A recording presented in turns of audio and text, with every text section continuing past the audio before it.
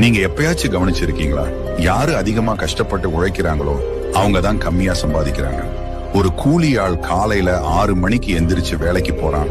நாள் முழுக்க வெயில்ல வேர்வை சிந்தி கஷ்டப்படுறாரு.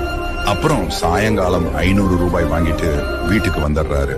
அதுவே இன்னொரு பக்கம் ஒரு கம்பெனியோட சிஇஓ அவர் ஆபீஸ்ல உட்கார்ந்து ஒரு 10 நிமிஷம் மீட்டிங் அட்டெண்ட் பண்ணுவாரு, 10 லட்சம் சம்பாதிச்சிருவாரு. இப்போ யோசிக்க வேண்டிய விஷயம் என்னன்னா, ஏன் இவ்வளவு வித்தியாசம்? கம்பெனியோட சிஇஓ கஷ்டப்பட்டு வேலை செய்ய மாட்டானா? வேலை செய்வான், ஆனா கஷ்டப்பட மாட்டான். நமக்கு சின்ன வயசுல இருந்தே சொல்லி கொடுத்திருக்கிறாங்க, கஷ்டப்பட்டு உழைச்சாதான் சம்பாதிக்க முடியும். ஆனா உண்மை என்னன்னா, கஷ்டப்பட்டால் மட்டும் பத்தாது, சரியான சிந்தனை மற்றும் சரியான முடிவுகள் தான் காரணம்.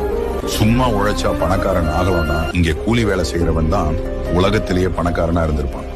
காசு கஷ்டப்பட்டு உழைக்கிறதுனால வராது, சரியான பிளானிங் மற்றும் எக்ஸிகியூஷன்னால வரும்.